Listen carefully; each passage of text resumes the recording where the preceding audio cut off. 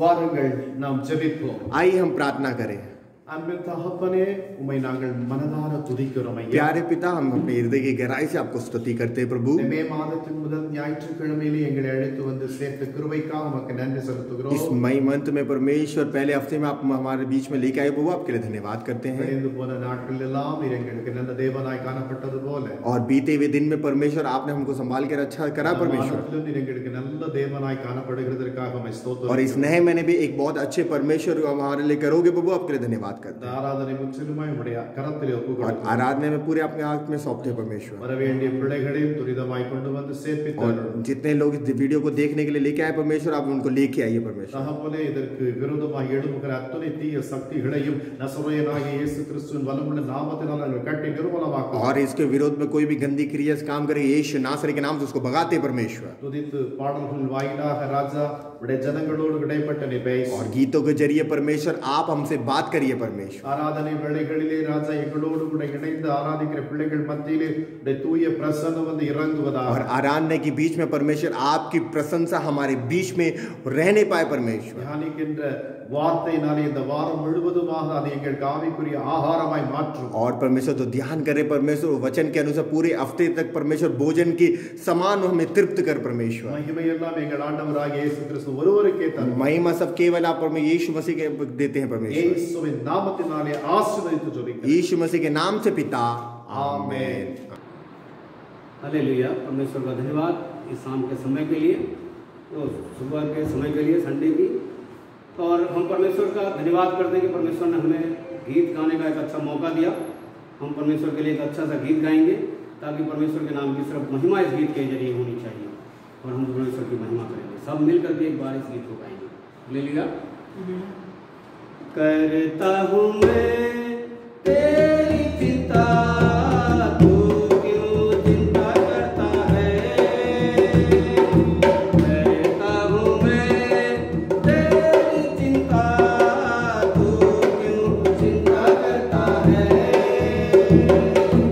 आंसुओं की वादियों में हाथ न छोड़ूंगा तेरा।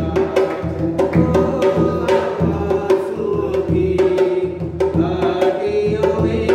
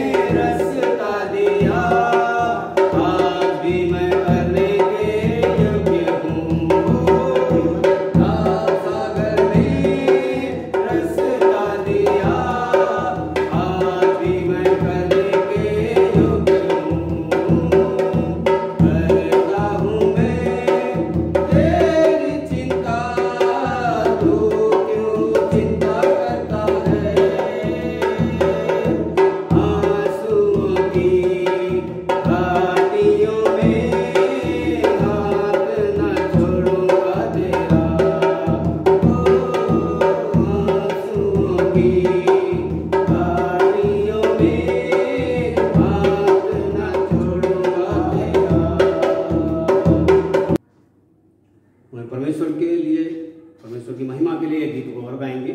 आप पवित्र आत्मा मेरे दिल में आ पवित्र आत्मा मेरे दिल में आ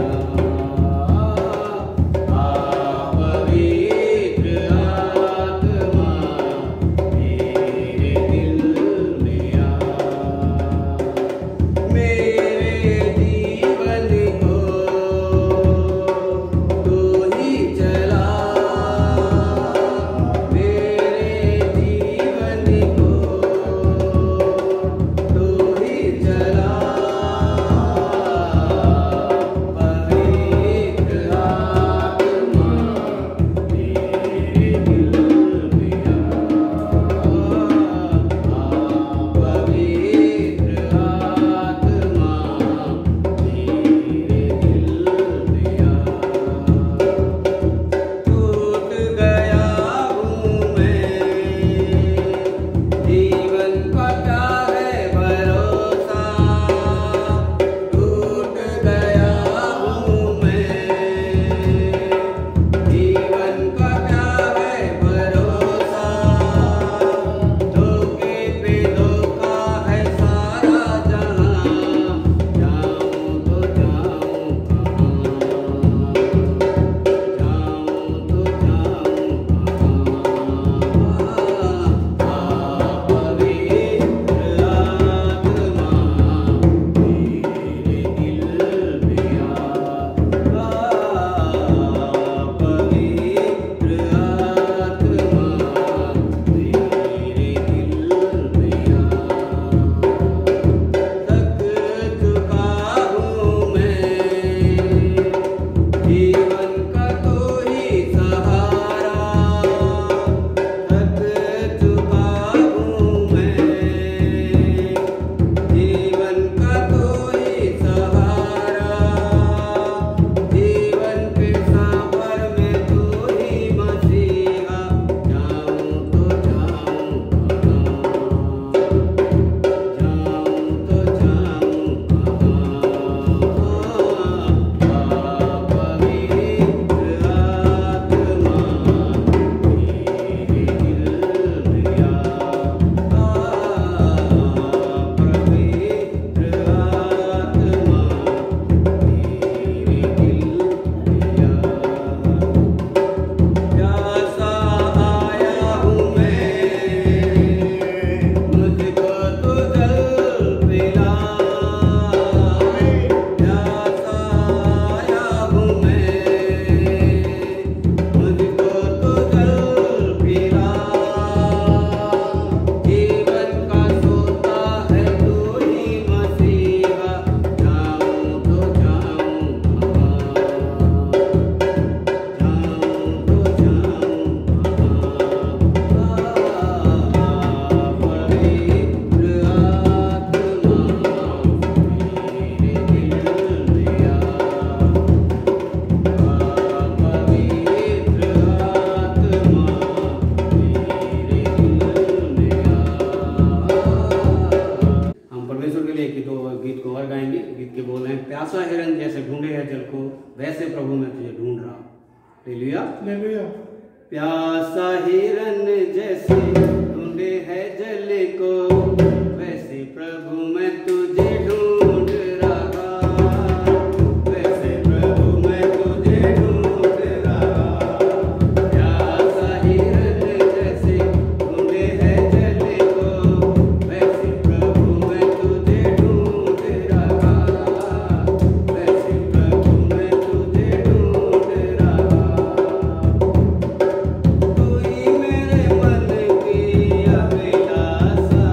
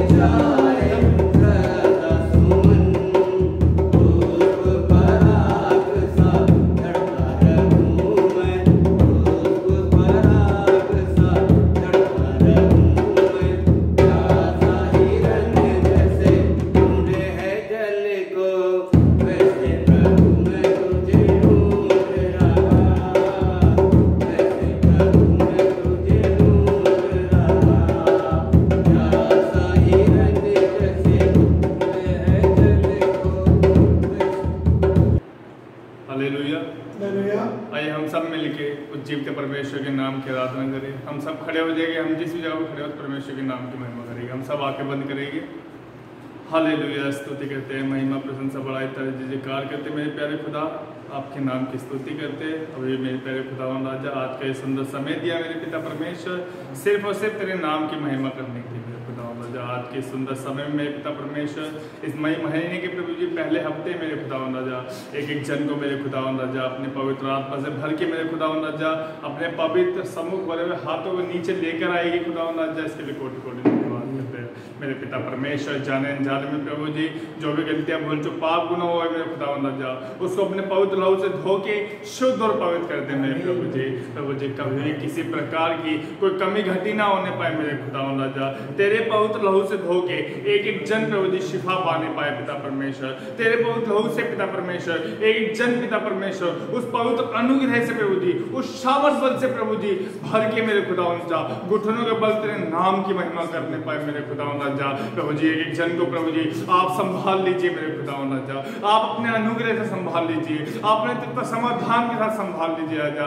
एक एक जन प्रभु जी, एक एक जन आपके ही नाम की महिमा करने पाए राजा। क्योंकि खुदावन राजा, क्योंकि पिता परमेश्वर सिर्फ और सिर्फ आपसे ही होगा खुदावन राजा, और किसी से नहीं प्रभु जी, मनुष्य से नहीं मेरे पिता परमेश्वर। प्रभु जी आपसे होगा मेरे खुदावन राजा। हम मनुष्य तो मेरे खुदावन राजा उस मनुष्य पे विश्वास कर लेते हैं मेरे खुदावन राजा, मगर पिता परमेश्वर वो हमारा विश्वास पिता परमेश्वर वो मनुष्य पे नहीं मेरे खुदावन राजा, सिर्फ और सिर्फ आप पे लगे रहना पाए मेरे खुदावन राजा। क्योंकि इस दुनिया में पिता परमेश्वर केवल जीवते परमेश्वर खुदा आप है प्रभु जी, केवल जीवते परमेश्वर खुदा राजा आज आप ही है मेरे खुदावन राजा। क्योंकि आप जब इस सृष्टि संसार में पिता परमेश्वर आपने हमको माँ के गर्भ में से चुना प्रभु जी, इसके लिए कोटि कोटि धन्यवाद करते मेरे खुदावन राजा। प्रभु जी कभी भी किसी प्रकार की कोई कमी घटी नहीं होने दी, इसके लिए कोटि कोटि धन्यवाद करते हैं। ये जो समय चल रहा है मेरे खुदावन राजा, इस समय के अनुसार मेरे खुदावन राजा, इसमें पिता परमेश्वर आप एक जन बेटे बेटियों को पिता परमेश्वर अपने एक बेटे बेटियों को मेरे खुदावन राजा उस परिपूर्णता के साथ प्रभु जी, उस आशीष के साथ प्रभु जी भर के रखा, इसके लिए धन्यवाद करते हैं मेरे खुदावन राजा। प्रभु जी आपके नाम की स्तुति करते हैं, स्तुति करते स्तुति करते स्तुति करते स्तुति करते स्तुति करते स्तुति करते स्तुति करते मेरे खुदावन राजा। केवल सिर्फ और सिर्फ आपके नाम की महिमा करते हैं। आप ही प्रभु है, आप ही राजा है, आप ही अल्फा है, आप ही ओमेगा है मेरे खुदावन राजा। क्योंकि आपका पवित्र कलाम हमारे जीवन में हमें प्रभु जी सर्वदा कहता है कि जहां 2 या 3 जन मेरे नाम की महिमा करेंगे उस जगह में मौजूद होगा राजा। इस समय पिता परमेश्वर आप हमारे बीच में मौजूद है, इसके लिए धन्यवाद करते हैं। आमीन, धन्यवाद करते हैं, आमीन, धन्यवाद करते हैं राजा। ओ हालेलुया, ओ हालेलुया राजा। ओ पवित्र आत्मा आपका स्वागत करते हैं, ओ पवित्र आत्मा आपका स्वागत करते हैं, तहे दिल से आपके नाम की महिमा करते हैं। किसी प्रकार की प्रभु जी हमें कमी घटी ना होने पाए, उस पवित्र आत्मा के द्वारा एक एक जन पवित्र आत्मा के द्वारा एक एक जन परमेश्वर के नाम की महिमा करने पाए। हालेलुया, ओ हालेलुया, ओ यीशु आपके नाम की महिमा करते हैं, यीशु आपके नाम की महिमा करते हैं। क्योंकि आप महान हैं, आप सर्वशक्तिमान हैं, आप ही प्रभु है राजा। आपने सब कुछ कर दिया राजा, आपने संभाल लिया मेरे पिता परमेश्वर। हर एक कमी घटी में मेरे पितावन राजा, हर एक बेटे बेटियों को पिता परमेश्वर अपने दयालु करुणा में हाथ के नीचे थाम लिया, इसके लिए कोटि कोटि धन्यवाद करते हैं राजा। आपने कर दिया मेरे खुदावन राजा, आपसे ही सब कुछ होगा मेरे खुदावन राजा। है दुनिया के लोगों ऊंची आवाज करो, गाओ खुशी के गीत, उसका गुणगान करो, इबादत करो, उसकी इबादत करो, इबादत करो, उसकी इबादत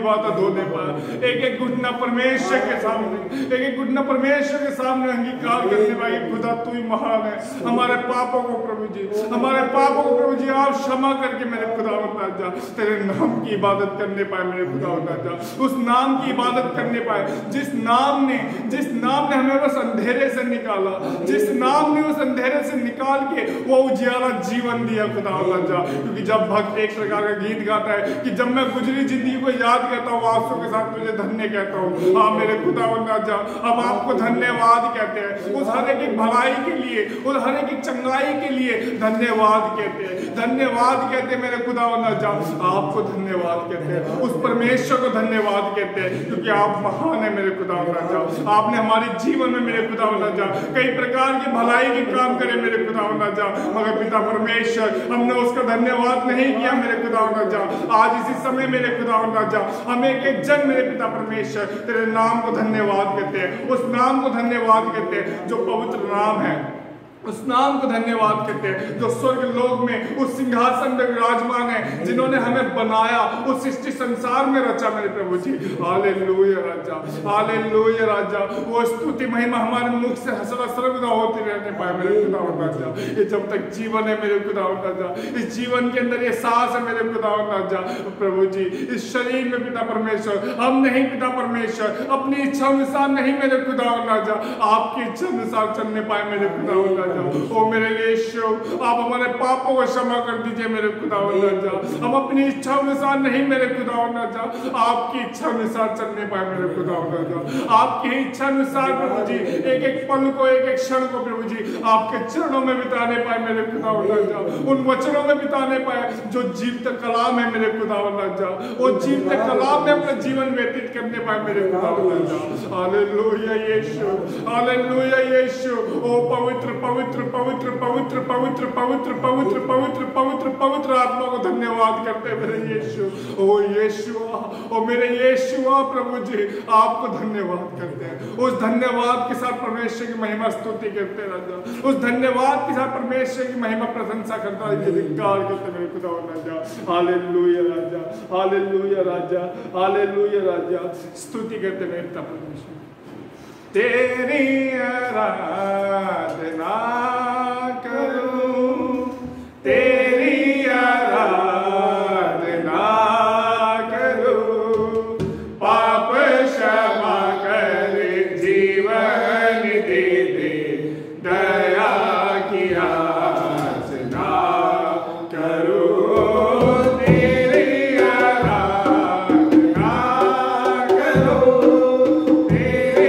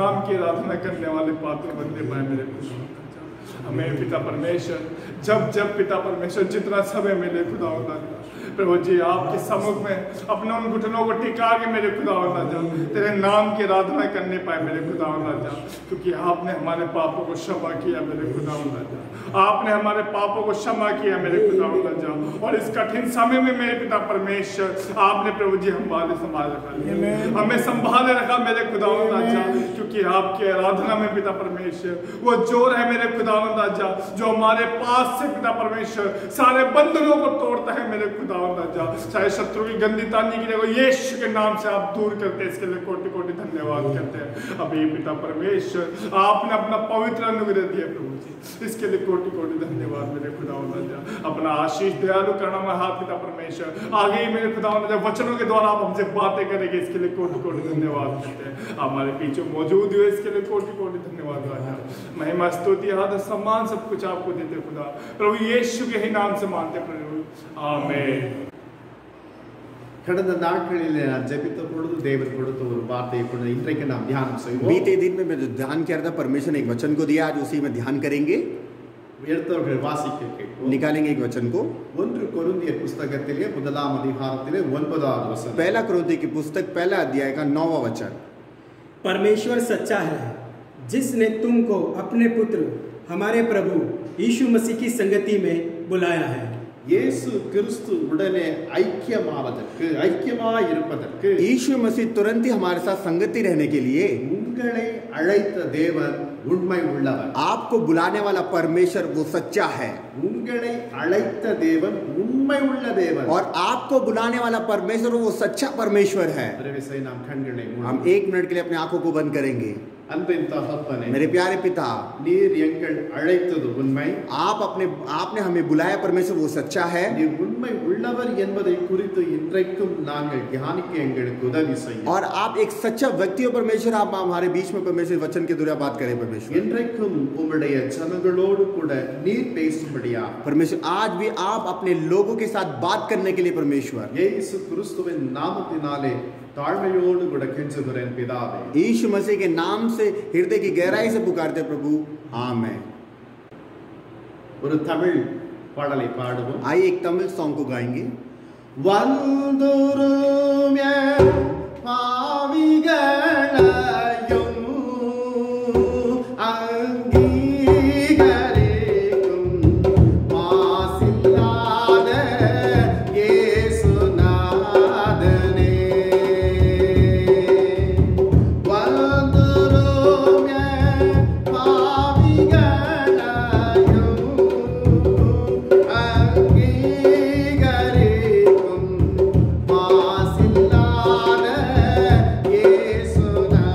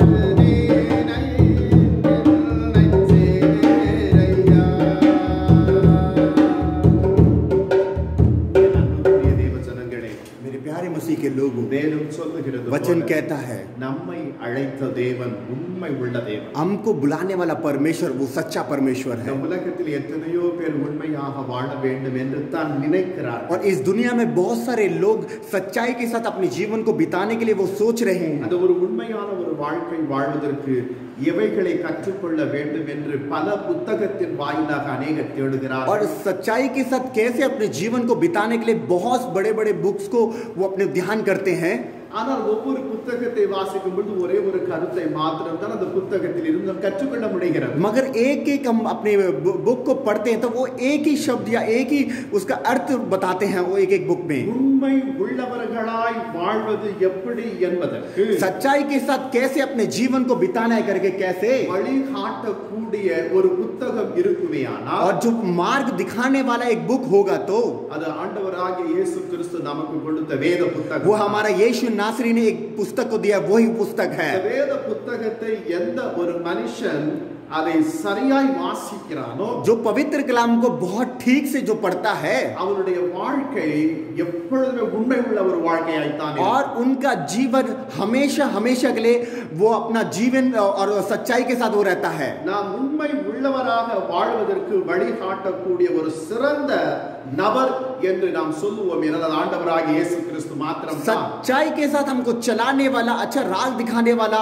केवल एक ही हमारा यीशु मसीह ही है। எனவே தான் வேதம் சொல்லுகிறது, इसलिए वचन कहता है அழைத்த தேவன் உண்மை உள்ளவர், जो बुलाए लोग है वो सच्चा परमेश्वर है, உங்களை தெரிந்து கொண்ட தேவன் உண்மை உள்ள தேவன், जो आपको चुना है वो सच्चा परमेश्वर है। அவர் தான் நாம் ஆராதிக்கக்கூடிய தேவனாய் இருக்கிறார். हम उनके लिए ही हम आराधना करते हैं। அவர் எல்லா காலத்தையும் அறிந்த தேவன், वो सारे समय को भी जानने वाला परमेश्वर है, இறந்த காலத்தையும் நிகழ்காலத்தையும் வரும் காலத்தையும் அறிந்த தேவன், जो बीते हुए समय को भी जानता है, होने वाले समय को भी जानता है और जो कल होने वाला समय को भी परमेश्वर अच्छी तरह जानता है। தம்மை நாடி வருகிற தம்முடைய ஜனங்களுக்கு अपने लोग उनके पास जितने लोग आते हैं उनको உண்மை உள்ளவர்களாக அவர்கள் செயல்படுவதற்கு सच्चाई के साथ उनको अपने जीवन को बिताने के लिए தம்முடைய வார்த்தைகள் அடங்கிய வேத புத்தகத்தை நமக்கு கொடுத்திருக்கிறார். अपना जो उसने मार्गों में चला वो पवित्र कलाम को हमारे लिए परमेश्वर यीशु ने दिया है। இன்றைக்கு கிறிஸ்தவர்கள் என்று சொல்லுவோமே ஆனால் அவர்கள் கைகளிலே ஒரு வேதாகமத்தை வைத்துக் கொண்டு ஞாயிற்றுக்கிழமை ஆராதனைக்கு கடந்து செல்வார். आज मसीह के परिवार को देखा जाएगा तो इतवार के समय पर अपने बाइबल को हाथ पे पकड़ कर वो चर्च जाते हैं। என் அன்புக்குரிய தேவஜனங்களே, मेरे प्यारे मसीह के लोगों, பலர் சொல்லுவார்கள், बहुत प्रकार के लोग बोलेंगे ஒரே ஒரு வேதாகமத்தை வைத்துக் கொண்டு வாழ்க்கை முழுவதுமாக படித்துக் கொண்டிருக்கிறார். यार तू एक ही पुस्तक को अपनी जिंदगी भर तक तू पढ़ता रहता है அது படிக்கிறது மாத்திரம் தான் அதனுடைய விளக்கம் என்னது என்று தெரியும். और जो वो बाइबल पढ़ता है उन्हीं को ही अच्छी तरह पता चलेगा वो कैसे सच्चाई के साथ है। வேதம் वचन ஊற்று போல வருகிறதான வார்த்தைகளாய் காணப்படுகிறது. जैसे जैसे कुएं में से पानी निकलता है वैसे परमेश्वर का वचन भी निकलता है। இன்றைக்கு படிக்கிற அந்த சத்தியத்தை மற்றொரு நாட்களில் நான் படிக்கும் பொழுது அந்த சத்தியம் வேறொரு செய்தி எனக்கு கொடுக்கத்தக்க வண்ணமாய் அமைகிறது. आज हम एक वचन को पढ़ेंगे, यही हम कल या दूसरे दिन हम पढ़ेंगे तो एक दूसरे जीवन के साथ हमको परमेश्वर वचन के साथ अगुवाई करता है। ஒரு மனுஷன் உண்மையும் உத்தமத்தோடு கூட வாழ்வது என்பது சுலபமான காரியம் அல்ல. जो परमेश्वर के लोग वचन के अनुसार चलने के लिए उनके मार्गों में चलने के कोई आसान की बात नहीं है। ஒரு மனுஷன் உண்மையாய் வாழ வேண்டும் என்று நினைக்கிற காரியம் சுலபமானது அல்ல. और एक मनुष्य अपने सच्चाई के साथ अपने जीवन बिताना कोई आसान सा बात नहीं है அது மிகவும் கடினமான ஒன்று. और ये बहुत कठिन है। தேவன் நம்மை கைவிடாதவராக, परमेश्वर हमको कभी ना छोड़ने वाला நம்மிடம் எப்பொழுதுமே உண்மை உள்ளவராய் இருக்கிறது और हमारे साथ हमेशा सच्चाई के साथ रहता है, इसलिए நாமும் அவரை போல உண்மை உள்ளவர்களாய் இருக்க வேண்டும். और हम भी उन्हीं के जैसे हम सच्चाई के साथ रहने वाले बने। என் அன்புக்குரிய தேவஜனங்களே, मेरे प्यारे मसीह के लोगों, நீங்கள் ஒரு நிர்ணயம் எடுக்கலாம், நான் இன்று முதல் உண்மை உள்ளவனாய் இருக்க வேண்டும். आप अपने आप को निर्णय ले सकते हो, परमेश्वर मैं एक दिन सच्चाई के साथ रहूं आपके लिए। நாளை வரும், कल आएगा அது உண்மை உள்ளவனாய் ஜீவிக்க நம்மால் முடிவதில்லை. और सच्चाई के साथ अपने जीवन बिताना हमसे नहीं हो पाता இது மிகவும் கடினமான ஒரு और காரியம். ये बहुत कठिन है। ஆனால் நான் சொல்லுவேன், அது மிக எளிதான ஒரு காரியம். और मैं बोलूंगा ये बहुत आसान सा बात है। எப்பொழுது ये कब தேவன் வாக்குத்தத்தத்தை கொடுத்திருக்கிறார். परमेश्वर वाचा का वचन दे रखा है, உலகத்தின் முடிவு பரியந்தம் சகல நாட்டில் நான் உங்களுடனே கூட दुनिया के अंत तक मैं सदा सर्वदा तक तुम्हारे साथ रहूंगा। நம் ஆண்டவன் நம்மோடு கூட இருக்கிறேன் என்று வாக்குரைத்தார். हमारा परमेश्वर हमको वादा किया है कि हम हमारे साथ हमेशा सर्वदा तक हमारे साथ रहेगा. அதே வண்ணமாக वैसे ही நாமும் இயேசுவோடு கூட இருப்போமே, हम भी यीशु के साथ ही रहेंगे तो நாமும் உண்மை உள்ளவர்களாய் காணப்படுவோம். हम भी सच्चाई के साथ रह जाएंगे. ஹalleluya. हालेलुया. பலர் உண்மை உள்ளவர்களாக இருக்க வேண்டும் என்று தான் நினைக்கிறார்கள். ஆனால் வாழ்க்கையினுடைய நடைமுறையில் காணப்படும்போது இயல முடிவதில்லை. बहुत से लोग सोचे मैं सच्चाई के साथ जीवन बिता रहा हूं, मगर जीवन के अनुसार जीवन के मुताबिक हम देखेंगे तो वो सच्चाई के साथ नहीं रहता.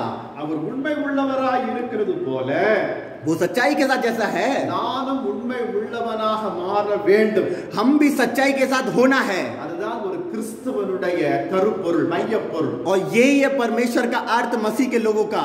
தேவன் நம்மிடத்திலே எதிர்பார்ப்பது எல்லாம் உண்மைதான். परमेश्वर हमसे जो मतलब जो आशा करता है वो सारा सच्चाई है.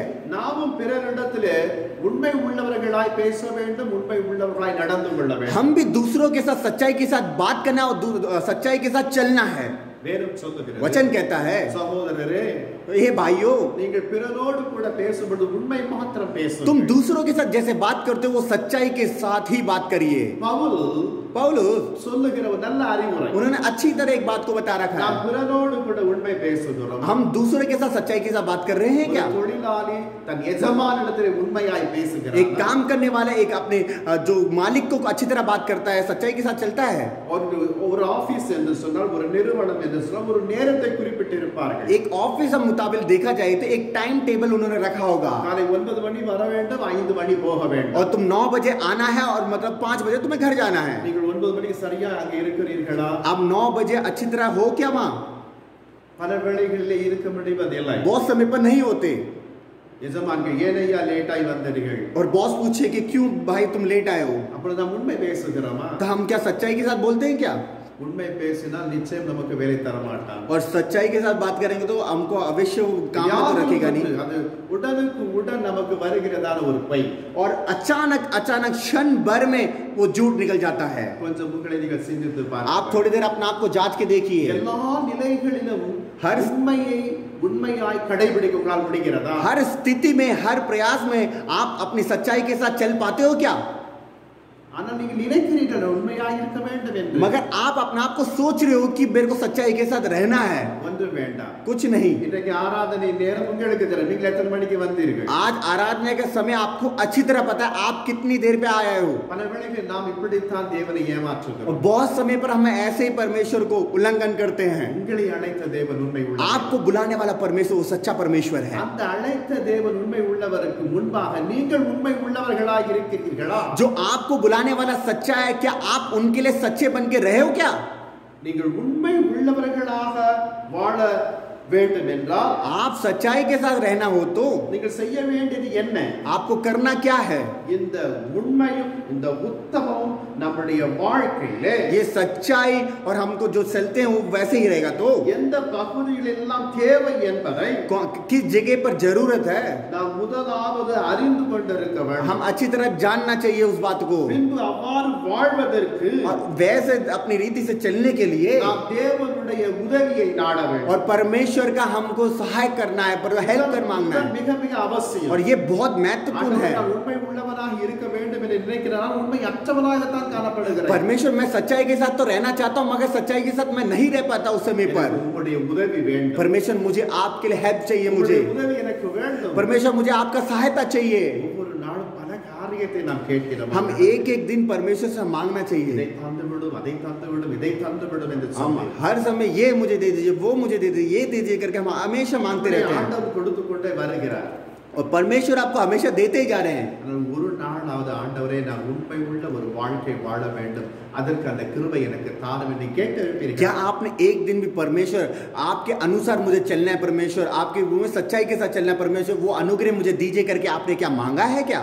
நாம் உண்மை உள்ளவர்களால் வாழ்ந்து கொண்டு இருந்தால், हम सच्चाई के साथ अपने जीवन को बिताएंगे तो வாழ வேண்டும் என்று நினைப்பு நமக்கு இருந்தால் நாம் என்ன செய்ய வேண்டும்? हम हमारे सोच होगा परमेश्वर के अनुसार हमको चलना है, तो हमको क्या करना है? முதலாவதாக पहला நம்மிடத்திலே இருக்கிற உண்மை இல்லாத காரியங்களை எல்லாவற்றையும் நம்மை விட்டு விலக்க வேண்டும். पर पहले हमारे अंदर जो भी गलत काम, जो भी सच्चाई की बात नहीं है, पहले उसको हमारे हृदय से वो निकालना है. அல்லது இந்த காரியம் எல்லாம் என் வாழ்க்கையில இருக்கிறது. नहीं तो ये चीज मेरे जीवन में है, உண்மை இல்லை தான், ये सच्चाई तो नहीं है, ஆனாலும் கூட அதை தான் நான் என்ன செய்கிறேன் நடைமுறைப்படுத்த. इसलिए मैं वैसे ही अपने आप को चलता रहता हूँ. நீங்கள் ஒத்துக்கொண்டு அதை நீங்கள் அறிக்கை செய்ய வேண்டும். आप उसको अपना कर, उसको रख कर अपने आप को परमेश्वर के साथ बोलना होगा. நம்முடைய உண்மை அற்ற நிலைமையை நாம் ஒருபோதும் மறைக்க முடியவே முடியாது. हम अपने आप को रख कर किसी की चीजों को हम छुपा तो नहीं सकते.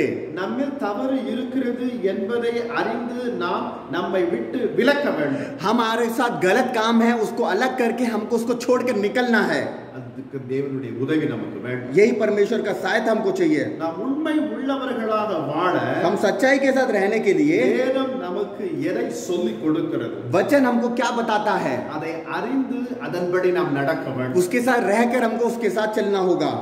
அந்த காரியத்தை குறித்து நான் சொல்ல வேண்டும் என நான் பல மணி நேரமாக उसके बारे में बताऊंगा तो बहुत टाइम मुझे लग जाएगा. எனவே உங்களுக்குள் நிலைத்திருக்கத்தக்க வண்ணமாக அந்த வார்த்தை நான் சுருக்கமாய் சொல்லணும். आपके साथ कैसे रहना करके मैं शॉर्टकट पे आपको बताऊंगा.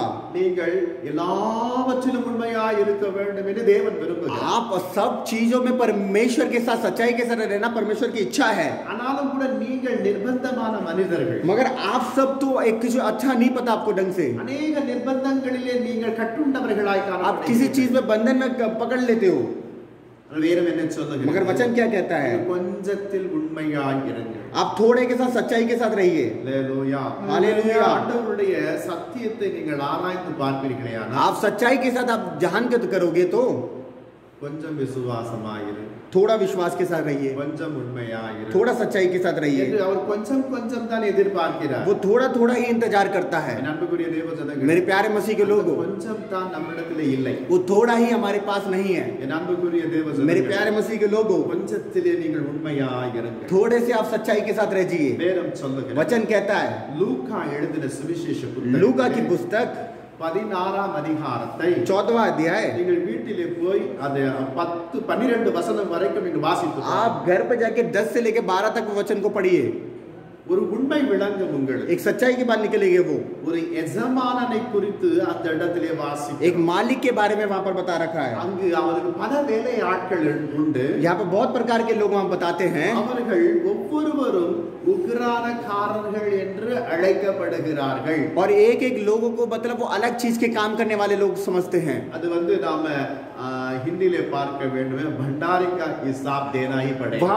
वहां पर देखा जाएगा भंडार का हिसाब उनको एक एक को देना होगा. எஜமானனுக்கு நாம் உக்ரான கணக்கை கொடுக்க வேண்டும். और मालिक को हमको भंडार का जो जितने भी अंग उनको देना पड़ेगा जरूर. அந்த எஜமானன் விருப்பத்திற்கு ஏற்றவாறு நாம் உழைப்பது தான் எஜமானனுக்கு பிரியம். और यजमान के साथ हमको जो मालिक के साथ कैसे रहना है वही है परमेश्वर का प्रेम. அது நம்ம மீது விழுந்த ஒரு பொறுப்பு. और वो हमके एक आधीन हमको करना पड़ेगा. எஜமான் தனது வேலையிலே திருப்தி இல்லை என்று ஒரு உக்ரானத்துவன் அறிந்து கொண்டார். और ये ऐसे कामों को मगर एक मतलब एक बहुत बड़े लोगों ने इसको जाना. ஐயோ நான் இனி என்ன செய்வேன்? यार ये मुझे क्या करना है? கொத்துகிறதற்கு எனக்கு பலன் இல்லை. मुझे कुछ काम करने के लिए मेरे पास सहायता नहीं है. அத கொத்துகிறதற்கு என்றால் தோண்டுவதற்கு, जो गड्ढे खोदने के लिए, அல்லது உழைப்பதற்கு எனக்கு பலன் இல்லை. और मुझे वो काम करने के लिए मेरे पास वो नहीं है. பிச்சை எடுக்கும் எனக்கு வெட்கமாய் இருக்கிறது. और मैं भीख मांगता हूँ, मुझे डर लगता है, मुझे अच्छा नहीं लगता. என் எஜமானனுக்கு நான் செய்கிற தவறு தெரிந்து விட்டது. जो मैंने मालिक को जो काम करता था वो अच्छी तरह पता चल गया. விட்டு நீக்கி விடுவார்களே, मुझे यहाँ से निकाल देंगे என்று அவன் புலம்புகிறான். इतना वो मतलब वो गिड़गिड़ा रहा है वहां पर. லூக்கா 16ஆம் அதிகாரத்திலே 3வது வசனத்திலே और வாசிக்கிறோம். लूक का मतलब 16 का अध्याय का वचन पढ़ेंगे. 16 का 3. தன்னுடைய சொத்தை பராமரிப்பதிலே अपना जो धन दौलत वो देखकर உண்மை உள்ளவனாக இருந்தானா என்பதைத்தான் सच्चाई के साथ वो था, इसलिए அவன் எஜமானன் காணப்பட போகிறான். वो वहां पर वो मालिक देख रहा है वहां पर. ஆனால் அவனுக்கு ரெண்டு காரியங்கள் தான் தெரியும். मगर उसको दो ही बात उसको अच्छी तरह पता है. கொத்துவதற்கு பலன் இல்லை, उसके पास बल नहीं है, பிச்சை எடுப்பதற்கு பிடிக்கவில்லை, और जो भीख मांगने के लिए उसको मन नहीं कर रहा. அவனுக்குள் ஒரு எண்ணம் தோன்றிற்று. मगर उसके पास एक मन विचार आया, அவருடைய தன்னுடைய வேலையிலே உண்மையாய் இருந்ததாக நிரூபிக்க इसलिए अपने सच्चाई के साथ वो अच्छी तरह रहने के लिए, इसलिए पता करने के लिए, அவருடைய கணக்குகளிலே சில மாற்றத்தை அவன் செய்தான். और जो उस वहां पर वो काम करता था उसमें कुछ एक बदलावट उसने किया उस जगह पे, அவருடைய எஜமானிடத்திலே கடன் பட்டவர்களை और जो उसके मालिक के पास जितने लोग उधार पे थे அழைத்து उनको बुलाकर நீ எஜமானிடத்தில் பட்ட கடன் எவ்வளவு என்று கேட்கிறான். उन्हें अपने मालिक को कितना मतलब वहां पर दे रखा है पैसे, அவன் நான் 100 குடம் எண்ணெய் என்று சொல்லுகிறான். तो ये तो बहुत सारा है करके बोल रहे हैं। அவனை நோக்கி उसको बुलाकर அவருடைய சீட்டை கொடுத்து उनको एक पर्चा को देकर இது 50 குடம் என்று நீ எழுது. ये 50 अंग है उसमें लिखे, அவன் அப்படியே और எழுதுகிறான். वो ऐसे ही लिख रहा है।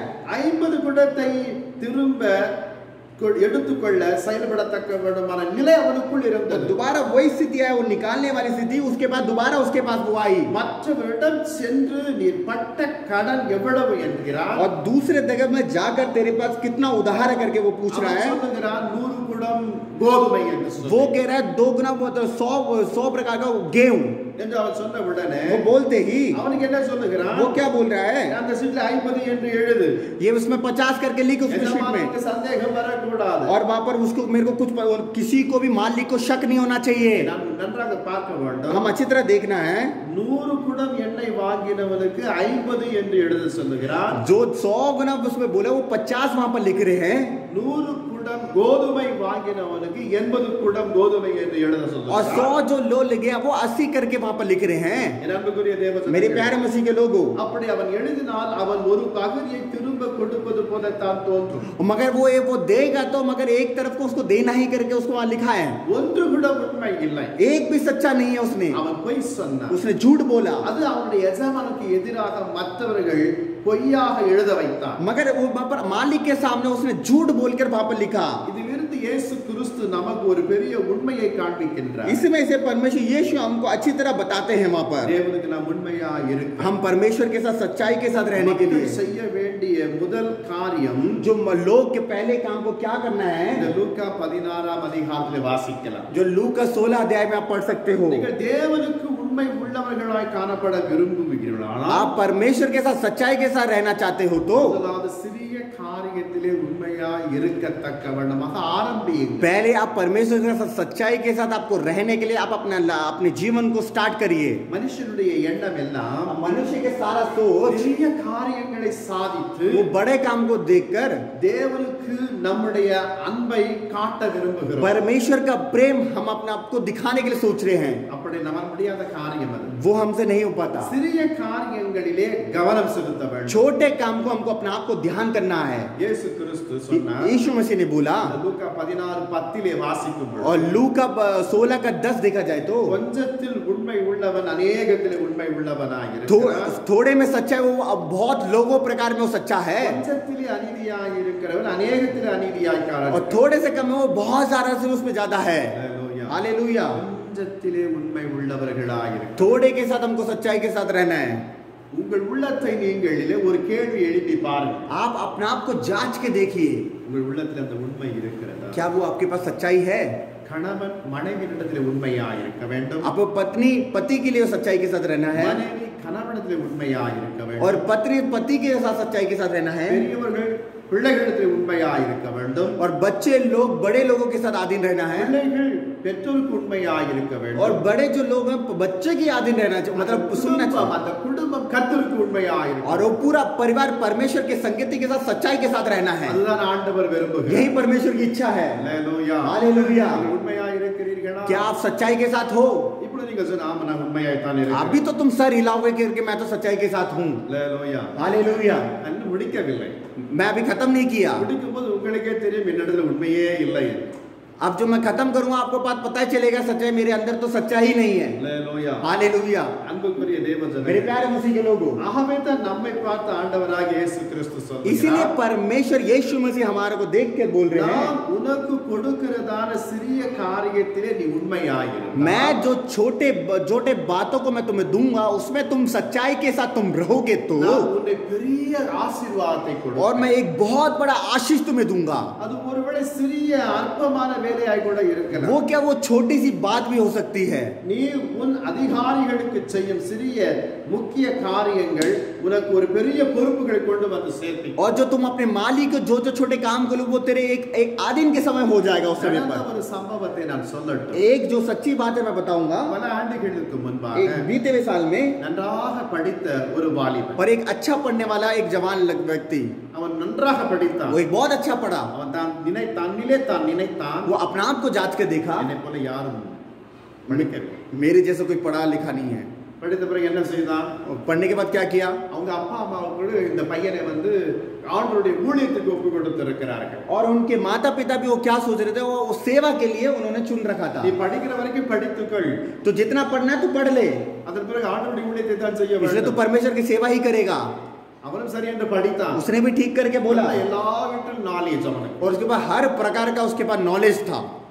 வேதாகம கல்லூரியில் இணைந்தான். और बाइबल कॉलेज में भी गया, அங்கும் படித்தான். वहां पर भी पढ़ा. என்னை போல படித்தவன் யாரும் இல்லை. और मेरे जैसा कोई पढ़ने वाला कोई दुनिया में पैदा ही नहीं हुआ. நான் இன்றைய பாஸ்டரை போய் சந்திக்கட்டும். और मैं पास को जाके देखूंगा, சர்டிபிகேட் காண்பிக்கட்டும். सर्टिफिकेट दिखाऊंगा. நான் தான் காலேஜில் முதல் மார்க் வாங்கினவன். और सच में वो पहला फर्स्ट रैंक लेने वाला व्यक्ति था. அவருடைய சிந்தையிலே அவன் இப்படி நினைத்தான், நான் போய் பாஸ்டரை சொல்லுவேனே, ஆனால் பாஸ்டர் எனக்கு ஏதோ ஒரு பிரான்ச்சை கொடுப்பார் அல்லது தன்னோடு கூட உடன் ஊழியக்காரனை வைத்துக் கொள்வார் என்று ஒரு சிந்தை அவனுக்குள் இருந்தது. और उसके अंदर एक सोच था कि मैं पासवान को जब मैं दिखाऊंगा, ये सर्टिफिकेट दिखाऊंगा, मुझे क्या एक छोटा सा ब्रांच मिल जाएगा, नहीं तो मैं उनके साथ संगति में परमेश्वर के नाम की महिमा और सेवा करूंगा.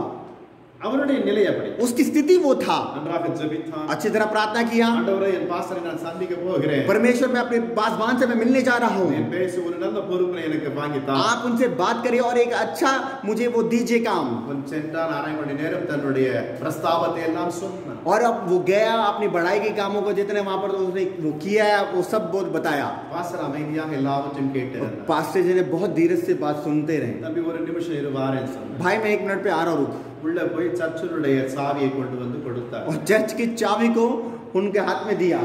இந்த சாவி வாங்கும் பொழுது அவனுக்குள்ள எல்லையில்லாத ஒரு இன்பம். और वो चर्च की चाबी को देके पता ना अपना आपको अपनी जिंदगी में ऐसा खुश नहीं हुआ, इतना वैसा खुश हुआ. இனி வந்து இந்த சர்ச்சை நான் தான் பொறுப்பெடுத்து நடத்த வேண்டும் போல இருக்கு. और उसने ये सोचा कि मैं इस चर्च में मैं ही इसको संभालूंगा, मैं ही देखभाल करूंगा. போதகர் சொன்னார். பாஸ்டர் और சொன்னார், पास्टर जी ने बोला, போயிட்டு जाकर சர்ச்சை எல்லாம் நீ பெருக்கி கூட்டி கிளீனா வைத்து, और सारा मतलब चर्च के अंदर जितने भी है साफ सुथरा करके सारा क्लीन कर दे. அதன் பிறகு என்னிடத்திலே और उसके बाद तू मेरे पास आ. ஒரு நிமிஷம் தான் நினைத்த அந்த காரியம் ஷாக்காகி और நின்றான். एक बार उसने सोचा और वो अपने आप को अचंभ हो गया. वो நான் எவ்வளவு படித்து வந்திருக்கிறேன், यार मैं तो कितना पढ़ के लेके आया हूँ, என்ன போய் அங்க பெருக்க சொல்லுகிறார். यार मेरे को जाके वहां पोछा लगाने के लिए बोल रहे हैं. இருந்தால் முதல் நாள் ஒன்று மறுப்பு தெரிவிக்க கூடாது. पहले दिन उसने आज यार गलत काम नहीं करना करके. அது பெரிய ஒரு சபை. और बड़ा एक कलीसिया है वो. அங்க போய் பார்த்தான். वो जाके देखा நான் எங்கே துவங்கி எங்கே முடிப்பேன். कहां पर स्टार्ट करके कहां पर खत्म करूंगा. இந்த பாசம் என்ன ஆயிடுச்சு? तो ये पास को क्या हो गया. நான் படித்து பண்பாளனாய் வந்திருக்கேன். यार मैं पढ़ लिख के डिग्री मैन एक आया हूँ एजुकेट என்னை में. போய் இந்த பெருக்கிற வேலை கொடுக்கிறார். यार मेरे को देखिए पोछे का काम दे रहे हैं यार. இருந்தாலும் செய்தான். मगर क्या करे वो उसने किया. கிட்டத்தட்ட ஒரு 3-4 மணி நேரம் ஆயிடுச்சு அந்த வேலையை. वो 4 घंटे 4.5 घंटे उसने करता रहा, बंदा हो गया. ரொம்ப थकावट ஆயிடுச்சு. वो थक गया वो पूरा. நேராக பாஸ்டர் இடத்துல போனார். सीधा पास्टर जी के पास गया. பாஸ்டர் கம்பீரமாய் நின்று இருந்தார். और वो अच्छी तरह वो पास्टर जी भी सही से निकल खड़े हुए थे. எல்லாம் பெருக்கி கூட்டி சுத்தம் பண்ணி விட்டாயா? क्या तूने सब कुछ काम कर दिया है क्या. செய்து விட்டேன். कर दिया. சரி வீட்டிலே போ. जा घर जा. 2 மணி நேரம் முழங்கால் படிட்டு ஜெபம் और பண்ணணும். 2 घंटे घुटने टेक कर प्रार्थना कर. அதன் பிறகு தான் நீ சாப்பிட வேண்டும். उसके बाद ही तुम्हें खाना खाना है. 2 மணி நேரம். 2 घंटे. இவன் நினைத்தான், ये सोच के देखा நான் வீட்டிலே போய் எவ்வளவு நேரம் ஜெபம் எங்க பாசுக்கு என்ன தெரிய போகுது. मैं घर पे जाके प्रार्थना करूं, मेरे पासवान को क्या पता चलेगा. சரி என்று போய் விட்டான். उसने ठीक है करके बोल गए. அவன் சேர்ந்தான் முழங்கால் वो படிட்டான். जाके घुटने टेका, ஜெபிக்க ஆரம்பித்தான். प्रार्थना किया. அவங்க அம்மா வந்தாங்க. उनकी मम्मी आई. என்னடா ஒன்றும் சாப்பிடாம ஜெபம் பண்ற? अबे कुछ तूने खाया नहीं, क्या कर रहा है, प्रार्थना कर रहे हैं. உனக்கு ரொம்ப பிடித்தமாய் காணப்படுகிறதான ஒரு நான் காய்கறி பண்ணி வைத்திருக்கிறேன். तुझे बहुत एक अच्छा तरह एक वेजिटेरियन वो बना के रखा है. சீக்கிரமா ஜெபம் பண்ணிட்டு வா. जल्दी आ और प्रार्थना करके खा ले, जल्दी आ.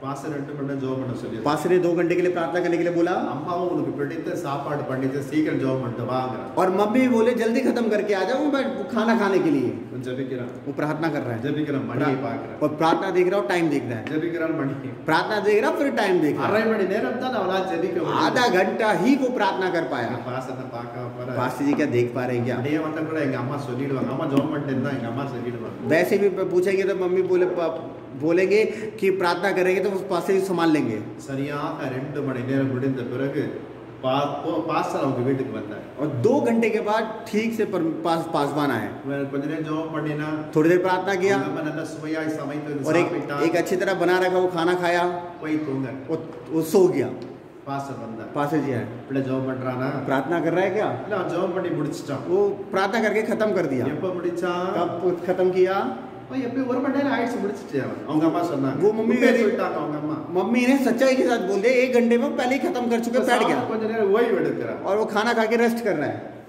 और अब நேரா போயிட்டார் மறுபடியும் அவங்க வீட்டுக்கு वो போயிட்டார் दोबारा सीधा चले गए மறுநாள் வந்தார் दोबारा आए மறுநாள் அதே சாவியை கொடுத்தார் वही चाबी दिए சாவியை வாங்கினார் और चाबी को देखे நேற்று நம்ம சர்ச்சில் எந்த ஒரு ப்ரோக்ராம் நடக்கல कल कोई प्रोग्राम नहीं हुआ நான் பெருக்கி கூட்டி எல்லாம் வந்துட்டேன் मैंने पूरा काम कर दिया ஒருத்தரும் உள்ள போகல कोई भी एक बंदा कहे மறுபடியும் பெருக்க சொல்றீங்க दोबारा तुम साफ करने के लिए बोल रहे हो அவரே சொன்னார் நான் சொன்ன காரியத்தை மிஸ் செய் मैंने जो बोले तुम वो काम करो முறுமுறு போடு சாவியை வாங்கி கொண்டு சென்றார் वो कुड़कुड़ा के साथ तो गया அன்னைக்கு 2 மணி நேரத்துல வந்துட்டான் वो 2 घंटे में वहां गया நேற்று 4 மணி நேரம் ஆயிடுச்சு இன்னைக்கு 2 மணி நேரத்துல வந்துட்டேன் कल तू 4 घंटे काम किया तूने 2 घंटे काम किया तू क्यों आ गया நல்லா கிளீனா தான் இருந்தது यार वो तो क्लीन ही था पासवान நான் வந்துட்டேன் उसने बोला அவர் மொழித்து பார்த்து கொண்டே இருந்தார் वो घूर के देखते रहे இவர் மறுபடியும் என்ன சொல்ல போகிறாரோ இவர் சொன்னார்னா இவருக்கு ஏதாவது நான் ஒரு காத்து சொல்லிட்டு தான் போக वो வேண்டும் दोबारा ऐसा कुछ बोलेंगे तो मैं इनको कुछ बोल के ही जाऊंगा தம்பி நேற்றைக்கு நீ 2 மணி நேரம் ஜெபம் பண்ணல मैं बेटे कल तूने 2 घंटे प्रार्थना नहीं किया இன்னைக்கு 2 மணி நேரத்துக்குள்ள நீ வந்து விட்டாய் आज 2 घंटे में तू आ गया இன்றைக்கு நீ வீட்டுக்கு போ आज तू घर पे जा 4 மணி நேரம் நீ ஜெபிக்க और வேண்டும் 4 घंटे तुझे प्रार्थना करना है நீ உன்னுடைய ஜெபம் முடிக்கும் போது நான் வீட்டுக்கு और வருவேன் तेरी प्रार्थना खत्म हो जाएगी मैं तुरंत ही तेरे पास में आ जाऊंगा ரொம்ப கோவம் வந்துச்சு और गुस्सा हो गया वो। சாவி எப்படிங்க ये चाबी लीजिए நாளைக்கு நான் வர மாட்டேன் कल से मैं नहीं आऊंगा நான் எவ்வளவு படித்தவன் वो कितना पढ़ने वाला என்ன போய் வேலை செய்ய तुम சொல்றீங்க मुझे करके बोल रहे हो முட்டி போட்டு ஜெபம் பண்ண சொல்றீங்க घुट्टी टेक के प्रार्थना करने के लिए बोल रहे हो என்ன நினைச்சிருக்கீங்க क्या तुम्हें मुझे समझ உங்களை में விட நிறைய நான் मैं படித்திருக்கேன் तुमसे ज्यादा मैं पढ़ा लिखा हूँ ஒரே ஒரு வார்த்தை சொன்னார் उन्होंने एक ही बोला है ஆண்டவர் படிப்பெல்லாம் எதிர்பார்க்கல परमेश्वर मतलब पढ़े लिखने के नहीं चाहते हैं கீழ்ப்படிதலை தான் எதிர்பார்க்க आधीन होना चाहते हैं நீ கீழ்ப்படிதலை கற்றுக்கொள்ள வேண்டும் என்று தான் நான் உனக்கு இந்த பணியை கொடுத்தேன் आपको आधीन रहना है करके मैंने ये काम को तुम्हें दिया था இந்த 2 நாட்களில் நான் சகித்துக் கொள்ள முடியவில்லை तू तो 2 दिन संभाल नहीं पाया இந்த சின்ன காரியத்தை நான் உனக்கு சொல்லப்படுவது நீ அதிலே உண்மையா இருக்க வேண்டும் என்று உன்னால் விரும்ப முடியும் छोटे काम पे रहने के लिए तुम सच्चाई के साथ नहीं रह पा रहे हो நான் உன்னை நம்பி ஒரு சபை கொடுப்பேனியானால் मैं तुम्हारे बदलों में एक सभा को कलिशा को दूंगा तो நீ எப்படி அவைகளை நீ நடத்த முடியும் तुम कैसे वो चलाओगे அவருக்கு சாட்டையில அடித்தது போல் தோன்றிச்சு उनको मतलब एक किसी ने मारा करके उनको सोचा ஒன்று பேசவில்லை किसी ने कुछ भी बात नहीं किया நேரா வீட்டுக்கு போனா सीधा वो घर पे गए யோசித்து பார்த்தான் सोच के देखा யோசித்து பார்த்தான் और सोच के देखा கடைசி தான் அவனுக்கு உலங்கிற்று और वो अंत में उसको समझ आया பாஸ்டர் சொன்னது உண்மை पास्टर ने जो बोला सच है மறுநாள் நேரா வந்தான் दोबारा वो आया praise lord pastor praise lord சாவி கொடுங்க पास्टर चाबी दीजिए நான் போய் க்ளீன் பண்ணிட்டு வரேன் मैं क्लीन करके आ रहा हूँ பாஸ்டர் சொன்னார் पास्टर ने நீ बोला க்ளீன் பண்ண வேண்டாம் तुझे नहीं करना ஏன் क्यों அவன் பாஸ்டர் சொன்னார் पास्टर ने बोला நீ மனம் திரும்பி இருக்கிறாய் तूने मन फिराया है எனவே நீ க்ளீன் பண்ண வேண்டாம் तुझे नहीं करना நீ ஒரு காரியம் செய் तू एक काम कर எனக்கு முன்பாக முழங்கால் படிட்டு 1 மணி நேரம் ஜெபம் பண்ணு मेरे सामने तू 1 घंटे प्रार्थना कर ரொம்ப சந்தோஷம் வந்தது और खुशी हो गया என் அன்புக்குரிய தேவஜனங்களே मेरे प्यारे मसीह के लोग உங்களை சிந்தித்து பாருங்க अपने आप को जांच के देखिए தானில் ஒரு காரியம் आपको एक कोई कारण ஒண்ணும் வேண்டாம் कुछ नहीं चाहिए தம்பி கொஞ்சம் தண்ணி எடுத்துட்டு வாப்பா भाई तो நான் आप சொல்லுவேன் ये बोलेंगे तो அவன் என்ன செய்வான் பக்கத்தில் உள்ளதை பார்ப்பான் आप वो कहेंगे जो आसपास के लोग हैं उनको देखेंगे இவன் போய் கொண்டு வருகிறான் और ये जाके लेके आ रहा है क्या நான் போய் கொண்டு வரட்டுமா या मैं लेके आ रहे हैं क्या பாஸ்டர் பேர் சொல்லவில்லை पास्टर जी ने तो नाम नहीं बताया தம்பி கொஞ்சம் தண்ணி கொண்டு வான்னு சொன்னேன் भाई पानी लेके आ करके बोला இவன் நினைக்கிறான் அவன் போய் கொண்டு வருவான் ये सोच रहे कि वो पानी लेके आएंगे இவர்களிலே நமக்கு உண்மை இல்லை इसमें हमको सच्चाई की बात உங்களை नहीं है। நம்பி தேவன் எப்படிப்பட்ட பொறுப்பான காரியத்தை தருவார் आपको परमेश्वर कैसे एक काम को देंगे நீங்கள் செய்யும் சிறிய காரியங்களை பார்த்து தான் आप जो काम करो छोटे छोटे बात को जानकर ही தேவன் உள்ள மகிழ வேண்டும். परमेश्वर का मन पूरा प्रसन्न होना चाहिए, खुशी होना அவர் चाहिए, நினைப்பார். ऐसे सोचेंगे। சின்ன காரியத்தை இவர் சரியாய் செய்கிறார். छोटे काम तो वो अच्छा तेरा कर रहा அந்த है, பெரிய காரியத்தை थोड़ा बड़ा काम को देंगे। அப்போது அவருடைய எண்ணம் நமக்குள் இறங்கி तभी வருகிறது. उनकी सोच, सारा ध्यान परमेश्वर के हमारे पास आता है। தேவனோடு மற்றவர்களோடும் கூட இருக்கிறதான உறவிலே உண்மையாய் இருக்கணும். आप अपने साथ, अपने किसी और के साथ कैसे रहे, उस संगति परमेश्वर अच्छी तरह सच्चाई के साथ रहना है। சின்ன காரியத்திலே உண்மையாய் இருக்க கற்றுக்கொள்ளுங்கள். छोटे से काम पर आप सच्चाई के साथ रहने के लिए आप अच्छी तरह सीख लीजिए। அல்லேலூயா. हालेलुया। யாராவது அது உங்கள் வீட்டிலே தகப்பனாரோ தாயாரோ ஒரு 10 ரூபாய் கொடுத்து இந்த பொருளை வாங்கி வான்னு சொல்லி அனுப்பும் பொழுது कोई भी अपने माता हो या अपने घर पे कितने बड़े कोई भी हो, 10 रुपए लेके बेटा ये तू लेके आ करके बोलेंगे तो அந்த காரியத்தை வாங்கும்போது 1 ரூபாய் நமக்கு மிச்சமாகி விடும். उसमें से 1 रुपए वो बच जाता है। அம்மா கிட்ட வந்து உடனே பொருளை கொடுத்து விடுவோம். मम्मी के लिए तुरंत ही वो तुम दे दोगे 1 रुपए, 1 ரூபாய் கொடுக்க மாட்டோம். और 1 रुपए नहीं देते, सामान दे दोगे। அம்மா கேப்பா 1 ரூபாய் எங்கடா? मम्मी पूछेगी कि भाई 1 रुपए का, கணக்கு கேட்கலாமா? 1 रुपए के हिसाब मांगोगे क्या तुम? அம்மா என்ன சொல்லுவாங்க, சரி பையன் போட்டோம். परमेश्वर मम्मी क्या बोलेगी, जा छोड़, जा ले कुछ ले खा ले। 1 ரூபாயிலே நமக்கு உண்மை இல்லை. 1 रुपए में सच्चाई नहीं है। நீ கொண்டு போன சரியாய் கொண்டு வந்து கொடுத்தாங்கன்னா அம்மாவே என்ன செய்வார்கள், 1 ரூபாய் வச்சிருப்பான்னு சொல்லி தருவாங்க. आप सच्चाई के साथ वो 1 रुपए और सामान भी दोगे ना तो मम्मी भी बोलेगी तूने कुछ लिया नहीं, ले ले जाके कुछ बोलेंगे। அவர்கள் கொடுக்க வேண்டும். वो देना चाहिए, அதுதான் சரியான நிலை. यही अच्छी तरह स्थिति है। சில அம்மா கேட்க மாட்டார்கள். और बहुत मम्मी लोग पूछते नहीं है। இந்த 10 ரூபாயில அந்த 1 ரூபாய் நமக்கு உண்மை இல்லை. என் அன்புக்குரிய தேவ ஜனங்களே, मेरे प्यारे मसीह के लोगों, அவனை நம்பி 100 ரூபாய் கொடுக்க முடியுமா? उनके भरोसे में क्या 100 रुपए दे सकते हैं क्या? கொடுக்க முடியாது. நாளைக்கு नहीं 10 ரூபாய் வேணும், 10 ரூபாய் அவன் எடுத்துக் கொள்ளுவான். नहीं दे सकते, क्योंकि 10 रुपए कल 10 रुपए देंगे तो 10 रुपए वो ले लेंगे। உங்களுக்கு கொடுக்கப்படுகிறதான அந்த சிறிய காரியத்திலே நீங்க உண்மையாய் जो आप जो छोटे काम जो दे रहे हो उसमें सच्चाई के साथ आपको रहना है। அற்பமான ஆரம்பத்தை நாம் அசட்டை செய்யக்கூடாது. इसलिए जो छोटे से काम को हमको मतलब उसके लिए गलत मतलब सोचना नहीं चाहिए, उल्लंघन नहीं करना चाहिए। ஒரு காரியத்தை நான் சொல்லி நான் முடிக்கிறேன். एक छोटी सी बात बोलकर मैं समाप्त करता நீங்கள் हूँ। விசுவாசியா இருக்கலாம், आप विश्वासी हो सकते हो, ஊழியம் செய்கிறவர்களா இருக்கலாம், आप सेवक करने वाले हो सकते हो, சபை நடத்துகிறவர்களா आप இருக்கலாம். कलीसिया चलाने वाले रह सकते हो। உங்களை நீங்கள் आप ஆராய்ந்து பாருங்கள். आप अपना आप को जांच कर देखिए। நீங்கள் ஒரு சபை போதகராய் இருக்கலாம். आप एक कलीसिया के पासबान हो सकते हो। உங்களிடத்திலே வருகிற காணிக்கையில் நீங்கள் உண்மையாய் இருக்க வேண்டும். जो आपको जो गवाही जो आपको जो चंदा आ रहा है उसमें सच्चाई के साथ रहिए। அல்லது தசமபாகம் வருகிற காரியங்களில் நீங்கள் உண்மையாய் இருக்க और வேண்டும். 10वां हिस्सा जो देते हो उसके साथ आपको सच्चाई के साथ रहना है। சபைகளிலே விசுவாசிகள் இடுகிறதான அந்த காணிக்கையிலே நீங்கள் உண்மையாய் இருக்க और வேண்டும். जो कलीसिया के लोग जो सच्चाई के साथ वो दे रहे हैं उसमें आपको सच्चाई के साथ रहना होगा। தேவனுடையது தேவனுக்கு, परमेश्वर का வேற என்ன சொன்னார்? और क्या बोला? ராஜாவுடையது ராஜாவுக்கு கொடு என்று और சொன்னார். राजा को तो राजा को दीजिए। இங்கு வருகிறதான சபையிலே வருகிறதான அந்த காணிக்கை தேவனுடையது. அந்த சபைக்கு எடுத்து நாம் பிரயோகப்படுத்திக்கிற காரியங்கள். और जो परमेश्वर के लिए जो आ रहा है, भवन में आ रहा है, वो परमेश्वर के जो काम के लिए उसमें होना चाहिए। அதிலே உண்மையாய் இருக்க வேண்டும். उसमें हमको सच्चाई के साथ रहना है। விசுவாசிகள் विश्वासी लोग ஜெபிப்பதிலே உண்மையாய் இருக்க வேண்டும். प्रार्थना में आपको सच्चाई के साथ रहना है। வேதத்தை வாசிப்பதிலே உண்மையாய் இருக்க बाइबल வேண்டும். पढ़ने में आपको सच्चाई के साथ रहना है। ஆத்துமாக்களை ஆதாயப்படுத்துவதிலே உண்மையாய் இருக்க और வேண்டும். आत्माओं को मतलब बोलने के लिए आपको सच्चाई के साथ रहना है। சும்மா நான் ரட்சிக்கப்பட்ட அபிஷேகம் பெற்று நான் செத்து போன பரலோகத்துக்கு போய் சொன்னதெல்லாம் மாய்மாலமான ஒரு வார்த்தை. आप ऐसा मत सोचो मैंने 32वां ले लिया, सारा पवित्र आत्मा पाकर सिर्फ मैं स्वर्ग में सीधा जाऊंगा, ऐसा मत सोचिए। ये सारा माया है। சிலருக்கு நல்ல தாளந்தை தேவன் கொடுத்திருப்பார். ये बहुत से भाई लोगों को बहुत प्रकार के टैलेंट को दे रखा होगा। நீ எடுத்து நீ செய்வா என்று போதகரே வந்து சமயம் கொடுக்கப்படும் பொழுது அவர் என்ன சொல்லுவார்கள்? और पासवान भी आपको टाइम देंगे कि ये भाई तू ये कर, भाई ये कर करके वो मगर जवाब क्या देंगे? பாஸ் எனக்கு இதுவரைக்கும் கல்யாணம் ஆகல, கல்யாணம் ஆகட்டும் அப்புறம் நான் செய்றேன். और पासी जी मेरी तो अभी शादी नहीं हुई, मेरी पत्नी धर्मपत्नी आने के बाद मैं उनके सामने करूंगा। இப்படி சில காரியத்தை தட்டி கழிக்கிறார். इसलिए ऐसे करके उल्लंघन कर देते हैं वो लोग भाई। தேவன் கொடுக்கின்ற பணியை நீங்கள் செய்வதிலே தவறுவீர்கள் என்றால் உங்களிலே உண்மை இல்லை. आप परमेश्वर के काम के लिए उल्लंघन करोगे, उस काम को नहीं करोगे तो आपके परमेश्वर सच्चाई के साथ आप नहीं रहते हो। ஆண்டவர் யோசிப்பார், இவன் கேட்டதை எல்லாம் நான் கொடுத்தேன். और परमेश्वर सोचेंगे परमेश्वर ने आपको दिया है, वो परमेश्वर सच्चाई के साथ मैंने उनको दिया। நான் செய் என்று சொன்ன ஒரு சின்ன காரியத்தை ஏன் மறுப்பு? और मैंने किसी के रूप में तुझे कर करके मैंने बोला, उसने मेरे काम को नहीं सुना। என் அன்புக்குரிய தேவஜனங்களே, मेरे प्यारे मसीह के लोगों, இன்னைக்கு வேலை செய்கிற வாலிபர்கள் अब जो काम करने वाले जवान लोग தசமபாகத்தை சரியாய் கொடுக்கிறார்களா? என்றால் இல்லை. 10वां हिस्सा आप ढंग से दे रहे हो करके नहीं है। அவர் 20,000 ரூபாய் சம்பளம் வாங்கலாம். वो 20,000 कमा सकते हैं வீட்டிலே சொல்லுவார்கள் 15 தான் நான் வாங்குகிறேன். और घर पे बोल देते मैं 15 ही ले रहा हूँ। எனக்கு செலவுகள் ஒரு 5000 இருக்கிறது. और मेरे को काम काज है 5000 रुपए, வீட்டுல 10000 கொடுப்பாங்க. और 10,000 घर पे देंगे, ஒரு பாக்கெட்ல 10000 வைத்திருப்பாங்க. और अपने जेब में 10,000 रुपए रखेंगे. உண்மை இல்லை. सच्चाई नहीं है. என் அன்புக்குரிய தேவ ஜனங்களே, मेरे प्यारे मसीह के लोगों, கேட்டால் சொல்லுவாங்க, நான் போய் கல்யாணம் ஆன பிறகு என் மனைவியை நான் ஹனிமூனுக்கு கொண்டு போக வேண்டும், அதோட பணத்தை நான் சேர்க்கிறேன். और मैं जो बहुत लोग सोचते हैं कि वो उसका काम करने के बाद, वो सेफ्टी करने के बाद, शादी होने के बाद हनीमून में यूज करने के लिए. தேவனிடத்திலே உங்களால் உண்மையா இருக்க முடியவில்லை. परमेश्वर के साथ सच्चाई के साथ रह नहीं पा रहे. வரப்போகிற இனி வரவில்லை, வரப்போகிற தன் துணைவியாரை திருப்திப்படுத்த வேண்டும் என்பதற்காக और जो தேவனுக்கு கொடுக்க வேண்டியவைகளை திருடுகிறீர்கள். और जो आने वाले जो धर्मपद है उनके लिए आप सच्चाई के साथ रहने के लिए आप परमेश्वर के काम को वो चोरी कर रहे हो. தேவன் கொடுக்க வேண்டியதில் இருந்து நீங்கள் திருடுகிறீர்கள். परमेश्वर को जो देना चाहिए उसमें से आप चोरी कर रहे हो. நீங்கள் உண்மை உள்ளவர்களாய் இருக்க வேண்டும் என்று தான் தேவன் உங்களை அழைத்தார். आपको सच्चाई के साथ रहना ही परमेश्वर आपको चुना है. ஆனால் நீங்கள் என்ன செய்கிறீர்கள்? मगर आप क्या कर रहे हो?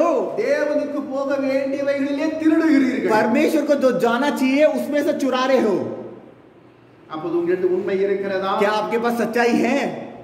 யோசித்து பாருங்க. जरा सोच के देखिए, யோசித்து பாருங்க. सोच के देखिए. ஜெபிப்பதிலே உண்மை இல்லை, प्रार्थना में सच्चाई नहीं है, வேதம் வாசிப்பதிலே உண்மை இல்லை, और जब पवित्र कलाम पढ़ते हैं उसमें सच्चाई नहीं है. ஆத்துமாக்களை கண்டு ஒரு நல்ல வார்த்தைகளை சொல்லி और जो ஆதரப்படுத்துவது नाश वाली आत्मा को उनको जाके बताने के लिए कोई मतलब वो नहीं करता. சபை நடத்துகிறவர்கள் விசுவாசிகளுக்கு பொறுப்பு அவர்கள் இருக்கிறது. और जो मतलब सेवा करने वाले लोग अपने भवन में सच्चाई के साथ नहीं रह पाते. ஒரு போதகர், ஒரு பாஸ்டர், एक पास्टर एक या सेवा करने वाले இடத்திலே வருகிற ஒவ்வொரு விசுவாசிகளுக்காய் ஜெபிக்க வேண்டும். और जो लोग आ रहे हैं अपने कलीसिया के लिए एक एक के लिए प्रार्थना करना होगा. அவன் ஏழையாக இருந்தாலும் சரி, பணக்காரனாக இருந்தாலும் அவனுக்காய் ஜெபிக்க வேண்டும். और वो चाहे वो गरीबी वाला बंदा हो या वो अमीर वाला बंदा हो, அவருக்காய் ஜெபிக்க திறப்பிலே நிற்க வேண்டும். उनके लिए घुटने टेक के प्रार्थना करना होगा. அது ஒரு போதகருக்கு இருக்கிறதான ஒரு கடமை. और जो पासवान के लिए वो दिया हुआ परमेश्वर का काम है. இந்த நாட்களிலே போதகர்கள் எப்படி இருக்கிறார்கள்? मगर आज के दिन में पासवान कैसे हैं? இவன் எனக்கு தசமபாகம் கொடுப்பது இல்லை, ये मेरे को 10वां हिस्सा नहीं देता, எனக்கு பிரைஸ் லார்ட் சொல்வது இல்லை, मेरे को प्राइज लॉर्ड नहीं बोलता, நான் ஜெபிக்க மாட்டேன், मैं इनके लिए प्रार्थना नहीं करूंगा. உண்மை அச்சவர நிலை. ये सच्चाई के साथ नहीं है रीति. இன்றைக்கு உலகத்திலே நாம் பார்க்கிறோம். अभी दुनिया में हम देख रहे हैं. பிரியமான தேவ ஜனங்களே, मेरे प्यारे मसीह के लोगों, இன்றைக்கு கர்த்தர் உங்களோடு கூட தான் சொல்லிக் கொண்டிருக்கிறார். आज परमेश्वर आपसे ही बात कर रहा है. சின்ன காரியத்தில் உண்மையாய் இருக்கிறீர்களா? छोटे छोटे बातों के लिए आप क्या सच्चाई के साथ हो?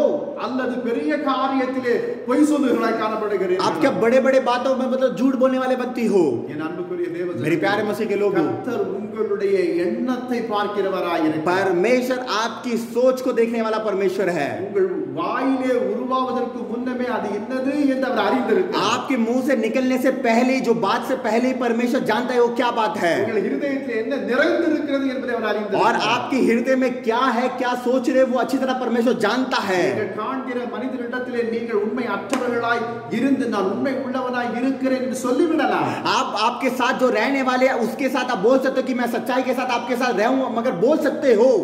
உண்மையா இருக்க மாட்டீர்கள். हम क्या सच्चाई के साथ नहीं रह पाते. எல்லாவற்றையும் பார்த்து கொண்டிருக்கிறார். परमेश्वर सब कुछ देख रहा है. நீங்கள் மனுஷனை ஏமாற்றினது போல என்னை ஏமாற்ற முடியாது. परमेश्वर के मनुष्य का जैसा तुमने मतलब वहां पर उनको बेवकूफ बनाया, मेरे को नहीं कर सकते तुम.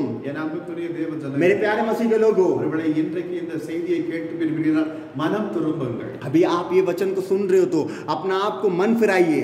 கொஞ்சத்திலேயாவது நான் உண்மையாய் இருக்கிறேன். थोड़े से तो मैं सच्चाई के साथ रहूं. ஏன் இதை சொல்லுகிறேன்? क्यों मैं क्यों बोल रहा हूं? தேவனுடைய வருகை சமீபித்துக் கொண்டிருக்கிறது. क्योंकि परमेश्वर का आगमन बहुत शीघ्र है. எல்லாவற்றிலும் நீங்கள் சீர்பொருந்த வேண்டும். वो अच्छी तरह सब में आपको बढ़ोतरी होना चाहिए. ஒவ்வொரு காரியத்திலே நீங்கள் தேவனுக்கு நெருங்க வேண்டும். और हर दिन परमेश्वर के नजदीक आपको जाना होगा. என் வாலிபத்திலே நான் அனுபவிக்க காரியங்கள் நிறைய இருக்கிற இந்த உலகத்திலே मैं जवान के टाइम में मेरे को देखने वाली चीज बहुत कुछ है. என்று சொல்லி நீங்கள் உலக ரீதியாக கடன் செல்வதனாலே நீங்கள் கிறிஸ்துவுக்குள் இருந்தும் பிரயோஜனம் இல்லை. आप ऐसे रहोगे, सोचोगे तो मसीह में रहने के बाद भी कोई प्रयोजन नहीं है तुम्हारे लिए. அல்லேலூயா. हालेलुया. நீங்கள் சாவதற்கு முன்பாக जब हम मरने से पहले தேவனுக்காக ஏதாவது ஒரு நற்கிரியைகளை செய்ய வேண்டும். परमेश्वर के लिए कोई अच्छा काम, भलाई के काम करना है. ஆதி அப்போஸ்தலருடைய காலத்திலே நீங்கள் வாசித்து பார்ப்பீர்கள். आप आदि में देखा जाएंगे तो अपोस्तल में देखेंगे तो தேவனுக்காக परमेश्वर के लिए ஜீவனை वो கொடுத்திருக்கிறார். जीवन को दिया है. ரத்த சாட்சியாய் और கொடுத்திருக்கிறார். खून से परमेश्वर दे रखा है गवाही. நீங்க உங்க ரத்தத்தை எல்லாம் நீங்க கொடுக்க வேண்டிய அவசியம் இல்லை. आप अपने लहू से देने की जरूरत नहीं है. நீங்கள் ஆண்டவருக்கு உண்மையாய் आप परमेश्वर के सच्चाई के साथ रहिए. ஆண்டவருக்கு उண்மையாய் இருங்கள். आप परमेश्वर के सच्चाई के साथ रहिए. கொஞ்சத்திலே நீங்கள் உண்மையாய் இருக்கும் பொழுது थोड़े के साथ सच्चाई के साथ रहोगे तो ஆண்டவர் பல காரியத்திலே உங்களை ஆசீர்வாதமாக இந்த உலகத்திலே और परमेश्वर आपको बहुत प्रकार के परमेश्वर आशीष को आपको देगा। என் அன்புக்குரிய தேவ मेरे प्यारे मसीह के लोगों, நீங்கள் யாராக இருந்தாலும் சரி, आप कोई भी गुनाह हो, உங்களை நீங்கள் ஆராய்ந்து பாருங்க। आप अपने आप को जांच के ஒரே देखिए। ஒரு நிமிஷம் आप 1 मिनट के உங்களை लिए நீங்கள் ஆராய்ந்து பாருங்க। आप 1 मिनट अपने आप को जांच के देखिए। யார் கண்களை மூடி, हम अपने आंखों को बंद करेंगे। அன்பின் தகப்பனே, मेरे प्यारे पिता, கொஞ்சத்தில் உண்மை உள்ளவனை अनेकத்தில் நீர் ஆசீர்வதிப்பேன் என்று சொன்னார்। परमेश्वर थोड़े के साथ सच्चाई के साथ मैं अधिक आशीष दूंगा करके आपने बोला परमेश्वर। எங்களை அழைத்த தேவன் உண்மை உள்ள தேவன்। और हमारे को बुलाने वाला परमेश्वर सच्चा परमेश्वर है। நீர் எங்களிடத்தில் அந்த உண்மையை எதிர்பார்க்கிறீர்। आप हमारे लिए परमेश्वर सच्चाई के इंतजार करते हो परमेश्वर।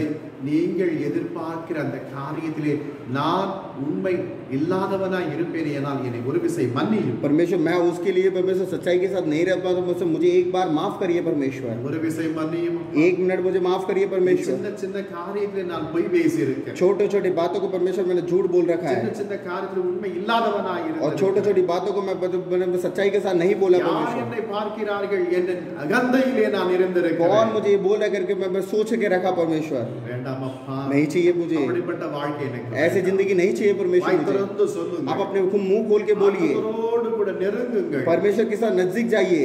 ஏன் தேவன் உங்களுக்கு பேச மாட்டேன் என்கிறார்? क्यों परमेश्वर आपसे बात नहीं कर रहे हैं? ஏன் தேவன் உங்களுக்கு தரிசனம் கொடுக்க மாட்டேன் என்கிறார்? क्यों परमेश्वर आपको दर्शन नहीं देना चाहते, देखना ஏன் चाहते हैं? நற்கிரியைகள் உங்கள் வாழ்க்கையில் நடக்காமல் காணப்படுகிறது? क्यों परमेश्वर एक भलाई के काम को नहीं दिखा पा रहा? உங்களிடத்தில் உண்மை இல்லாததினால் தான்। आपके अंदर वो सच्चाई की बात नहीं है, इसीलिए ஆண்டவரை பார்த்து சொல்லுங்க, ஆண்டவரே என்னை மன்னியும், आप परमेश्वर से देखिए, बोले मुझे माफ करिए, என்னை மன்னியும், मुझे माफ करिए। இத்தனை நாட்கள் உண்மை இல்லாதவனாய் வாழ்ந்து விட்டேன்। इतने दिन मैं सच्चाई के साथ नहीं रह पाया, இனி இருக்கிற வாழ்க்கையிலாவது நான் உண்மை உள்ளவனாய் வாழட்டும்। अभी मैं जितना हूँ मैं उस सच्चाई के साथ मुझे रहने के लिए। உண்மை தவிர வேறொரு சிந்தை எனக்கு வேண்டாம்। सच्चाई के साथ ऐसा सोच मुझे नहीं चाहिए। பிறனோடு கூட பேசும்பொழுது உண்மை பேசட்டும்। दूसरे के साथ बात करेंगे तो वो सच्चाई के साथ होना है। என்னை பலர் மதிக்க வேண்டும் என்பதற்காக இல்லாதவைகளை இருக்கிறது போல நான் பேசக்கூடாது। और जो मुझे इज्जत करने के लिए मैं ये जो नहीं है वो उसको सच करके नहीं बोलना चाहिए, அதுவும் தவறு என்று அறிந்திருந்தேன்। वो भी गलत है करके मुझे जानते हैं। என்னை ஞான உண்மை உள்ளவனாய் மாற்றும்। मुझे बदलिए परमेश्वर। என் ஆவி ஆத்மா சரீரத்தை உம்முடைய கரத்தில் ஒப்புக் मैं अपने கொடுக்கிறேன்। आत्मा प्राण सारा शरीर आपको देता हूँ परमेश्वर। என்னை முற்றிலுமாய் உம்மை போல உண்மை உள்ளவனாய் மாற்றும்। मुझे आपके जरिए परमेश्वर मुझे बरिए परमेश्वर। சபையாரை யாரெல்லாம் இப்பொழுது ராஜா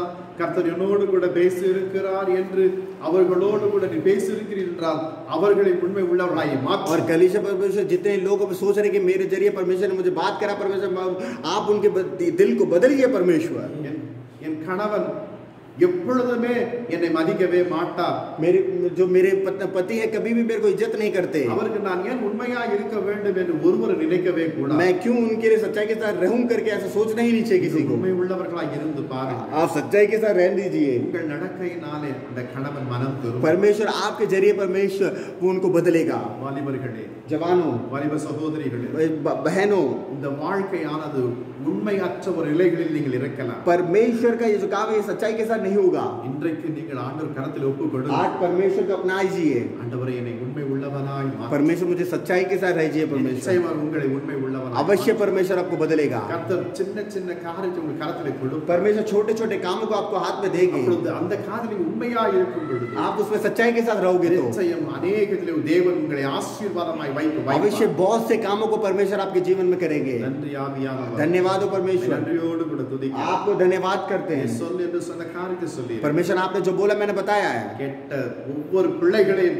ஆசீர்வதித்து जिन लोगों ने सुना पर एक एक को परमेश्वर उनको आशीष दीजिए। வேலை செய்கிற இடத்துல எஜமானருக்கு உண்மை உள்ளவர்களாய் இருக்கட்டும்। परमेश्वर जो काम कर रहे पर वहाँ पर सच्चाई के साथ रहने पाए परमेश्वर। மனைவியிடத்தில் கணவனுக்கு உண்மை உள்ளவர்களாய் இருக்கட்டும்। परमेश्वर वहाँ पर उनको पत्नी के लिए परमेश्वर पति की सच्चाई के साथ रहने पाए। சபைகளிலும் उण्மை உள்ளவர்களாய் இருக்கட்டும்। कलीसिया में भी सच्चाई के साथ रहने पाए। காணிக்கைகளில் உண்மை உள்ளவர்களாய் और இருக்கட்டும்। परमेश्वर चंदे में वो परमेश्वर सच्चाई के साथ रहे परमेश्वर। விசுவாசிகள் மற்ற விசுவாசிகளோடு உண்மை உள்ளவர்களாய் और இருக்கட்டும்। विश्वासी के साथ परमेश्वर उनकी चंगाई के साथ रहने पाए परमेश्वर। நீர் அப்படியே செய்கிறபடியால் நமக்கு ஸ்தோத்திரம்। आप ऐसे कर रहे हो प्रभु, आपके लिए धन्यवाद। இயேசு கிறிஸ்துவின் நாமத்தினால சபையாரை ஆசீர்வதியும்। यीशु मसीह के नाम से कलीसिया को आशीष करते हैं परमेश्वर। ஆமென்। आमेन। நம்முடைய ஆண்டவராகிய இயேசு கிறிஸ்துவினுடைய கிருபை, प्रभु यीशु मसीह का अनुग्रह, பிதாவாகிய தேவனுடைய அன்பு, परमेश्वर का सारा प्रेम, பரிசுத்த ஆவியானவருடைய அனோன்ய ஐக்கியம், पवित्र आत्मा का सारा सहयोग சகல பரிசுத்தவான்களோடு सदा के साथ கர்த்தருடைய வருகை மட்டும் நிலைத்திருப்பதாக। परमेश्वर के आगमन तक रहने पाए। ஆமென்। आमेन।